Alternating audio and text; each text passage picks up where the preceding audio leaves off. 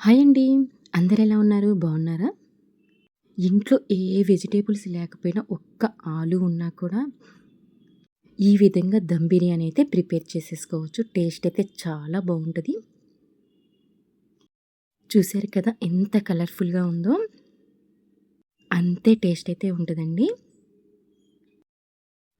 ఇంకా ఆలస్యం చేయకుండా దీని తయారీ విధానంలోకి వెళ్ళిపోదాం. ముందుగా ఫ్రైడ్ ఆనియన్స్ అయితే ప్రిపేర్ చేసుకుందాము.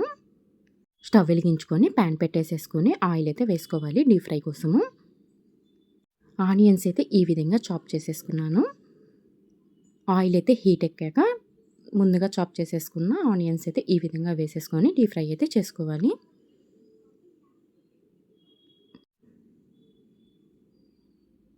ఈ విధంగా ఆనియన్స్ డీప్ ఫ్రై చేసేసుకుంటే దమ్ బిర్యానీలోకి చాలా టేస్ట్‌గా ఉంటది.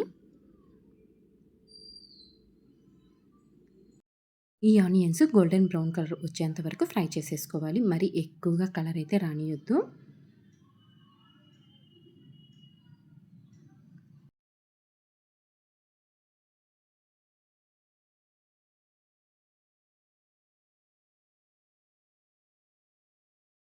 దమ్ బిర్యానీలోకి ఈ విధంగా ఆనియన్స్ ఫ్రై వేసుకుంటే చాలా టేస్ట్‌గా ఉంటది. చూసారు కదా! ఈ విధంగా ఫ్రై చేసుకుంటే సరిపోతుంది.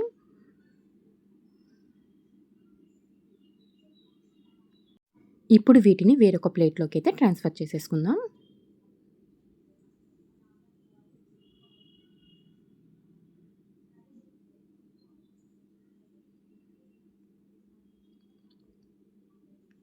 నేనిక్కడ ఆలూనైతే 2 పీసెస్‌గా కట్ చేసేసుకొని బాయిల్ చేసేసుకున్నాను. పీల్ అయితే తీసేసేసుకొని ఆలూని కూడా డీప్ ఫ్రై అయితే చేసేసుకోవాలి. ఆల్రెడీ బాయిల్ చేసినయే కాబట్టి ఎక్కువ ఫ్రై కూడా చేయాల్సిన అవసరం లేదు. చూసారు కదా! ఈ విధంగా ఆయిల్‌లో వేసేసుకొని ఫ్రై చేసేసుకుంటే సరిపోతుంది. ఈ విధంగా ఆలూని ఫ్రై చేసుకోవటం వల్ల టేస్ట్ అయితే చాలా బావుంటది.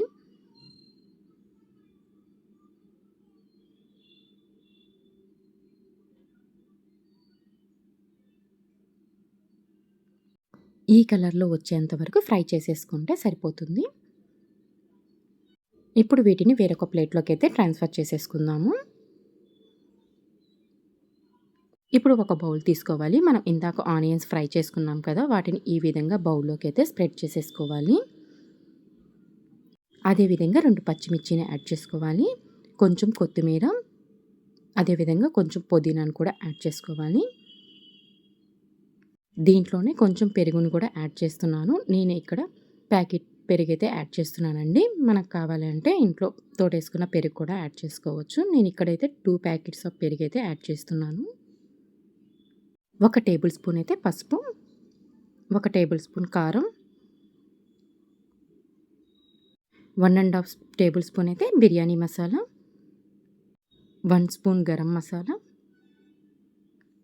అదేవిధంగా కొంచెం ఆయిల్ వేసేసుకొని ఇది మొత్తం అయితే కలిసేటట్టు ఈ విధంగా కలిపేసుకోవాలి.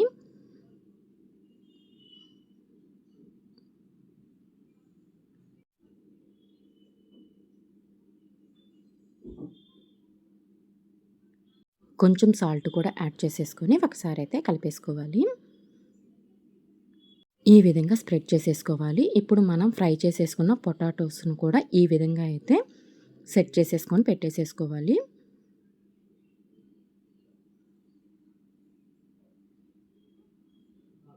ఇప్పుడు మనం రైస్ అయితే ప్రిపేర్ చేసేసుకుందాము. ముందుగా వాటర్ అయితే తీసేసుకొని హోల్ గరం మసాలా అయితే వేసేసుకోవాలి. చెక్క, లవంగం, ఇలాచి, షాజీరా అన్నీ అయితే వాటర్‌లో వేసేసుకొని బాయిల్ చేసుకోవాలి. దీంట్లోకి కొంచెం టేస్టింగ్ సాల్ట్ కూడా వేసుకోండి. మన దగ్గర ఉంటే వేసుకోవచ్చు, లేకపోతే స్కిప్ చేయండి. అదేవిధంగా కొంచెం సాల్ట్ కూడా యాడ్ చేసేసుకొని లిడ్ అయితే పెట్టేసేసుకోవాలి. వాటర్ అయితే మొత్తం బాయిల్ అవ్వాలి. ఇప్పుడు దీంట్లోకి ముందుగా నానబెట్టేసుకున్న బియ్యాన్ని యాడ్ చేస్తున్నాను. నేను ఇక్కడైతే బాస్మతి బియ్యం తీసుకున్నాను. ఈ బియ్యాన్ని ఒక హాఫ్ అన్ అవర్ నానబెట్టేసేసుకుంటే సరిపోతుంది. బియ్యం యాడ్ చేశాక ఒకసారి అయితే కలిపేసేసుకోవాలి. ఇప్పుడు దీంట్లోకి నిమ్మరసాన్ని అయితే పిండుకోండి. నిమ్మరసాన్ని యాడ్ చేయటం వల్ల రైస్ అయితే వైట్‌గా వస్తుంది. టేస్ట్ కూడా చాలా బాగుంటుంది ఈ నిమ్మరసాన్ని అయితే యాడ్ చేయటం వల్ల.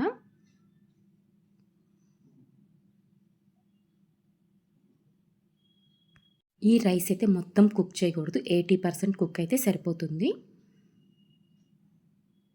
చూసారు కదా! చేత్తో పట్టుకుంటే ఈ విధంగా స్మాష్ అయ్యిద్ది మెత్తగా. 80% కుక్ చేసుకుంటే సరిపోతుంది. ఇప్పుడైతే ఇంక స్టవ్ ఆపేసేసుకోవాలి. ఇప్పుడు ఈ రైస్‌ని మనం ముందుగా మ్యాగ్నేట్ చేసి పెట్టేసేసుకున్నాం కదా! దాంట్లోకైతే వేసేసుకోవాలి. ఈ విధంగా లేయర్‌గా అయితే రైస్‌ని వేసేసుకోవాలి.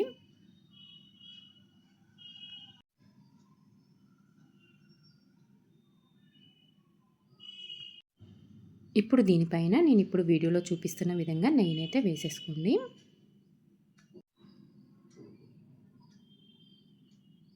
నేనిక్కడ కొంచెం ఫుడ్ కలర్‌నైతే యాడ్ చేస్తున్నాను. కలర్‌ఫుల్‌గా కనిపించడం కోసం. మీకు ఇష్టం ఉంటే యాడ్ చేసుకోండి. లేకపోతే స్కిప్ చేయండి. ఇప్పుడు మనం ముందుగా వేయించి పెట్టేసేసుకున్న ఫ్రైడ్ ఆనియన్స్ కూడా ఈ విధంగా అయితే స్ప్రెడ్ చేసేసుకోవాలి.